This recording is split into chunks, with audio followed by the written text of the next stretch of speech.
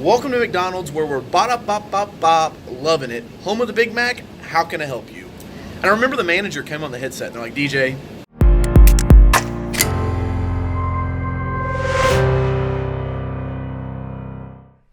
Hey guys, what's up? It's Coach. I hope you're doing well. Happy Sunday to you. Not sure when you're watching this, but Sunday when I'm recording it.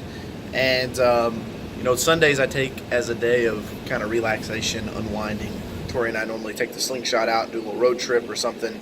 But the mornings are pretty quiet.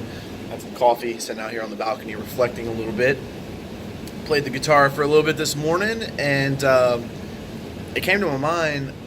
I don't think I've ever shared with you that my first job was actually working at McDonald's, and it's probably why my vision and the way that I look at things is so different than popular opinion. I'll tell you a funny story. I remember when I very first started, I only worked there for a few weeks, maybe like 4 or 5 weeks, and I realized, like, I've got to go, man. Got to get to the next level. And but I was a sophomore in high school. I was like 15 maybe, and they put me in the back drive-thru, and so I was in charge of like taking people's orders. So when people would pull up to the drive-thru, I would be the one that would say, hey, welcome to McDonald's, can I help you? Now if you go to a drive-thru, it's like, what can I get you, right? Like there's no customer service, there's no enthusiasm whatsoever, and I really believe that it's by design. So I'm working this. I'm 15.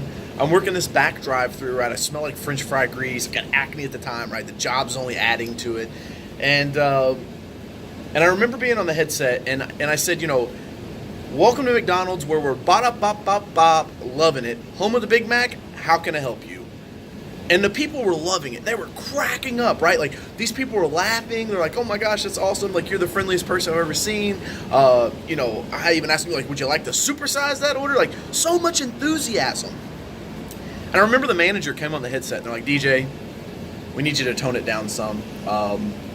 Can you just say welcome to McDonald's? How can I help you? And I remember thinking to myself, why? Like, why would you tell an employee to tone their enthusiasm down? And it really just goes to show you that the majority of businesses, society that we live in, really wants you to dial back your enthusiasm. And if you're an entrepreneur, if you're a small business owner, you have to be on fire. Like, you have to lead the enthusiasm march, especially if you have team members. And as I was sitting out here on the balcony, I was just thinking about it. I'm like, wow, man, so crazy.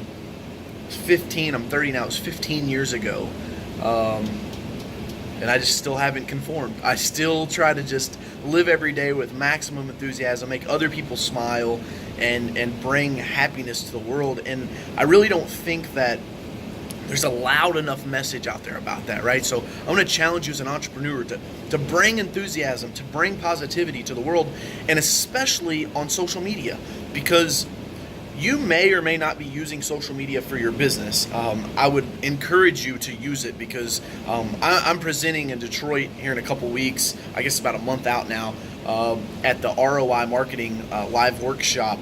And I'm releasing my new program called Social Assisted Selling.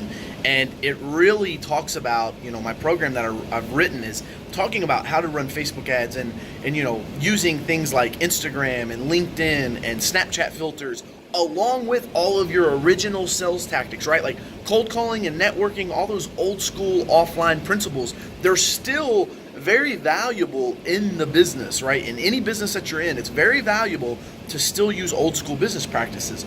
But what I encourage people to do is to supersize that by using social media, right? Allow social media to do that.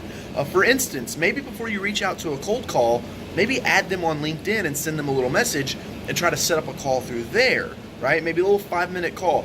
It's now a little warmer of a touch because they have some information that they can read up on you before taking the call.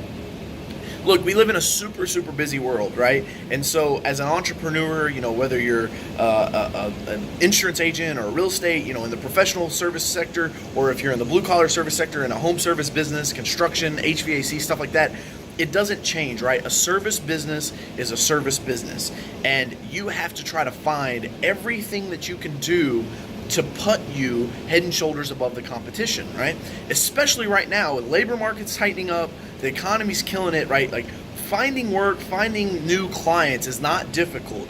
It's making sure you have the team to be able to service those clients. And so when you sell that job, it's making sure that you're leaps and bounds ahead. And you can do that by using social selling. So lead with enthusiasm, man, in your videos, in your posts, all of that stuff. Lead with enthusiasm.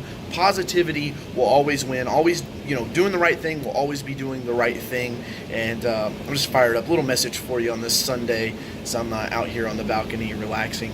And hope you guys are doing well. Hey guys, it's Coach Carroll. I hope you enjoyed the video. Make sure you click right here to subscribe to the channel to be notified when we drop new videos. Over here's the video that I recommend you watch next. And last but not least, over here you can click to get my free book, Phenomenal Phone Calls. We'll see you in the next video. Here's to your success.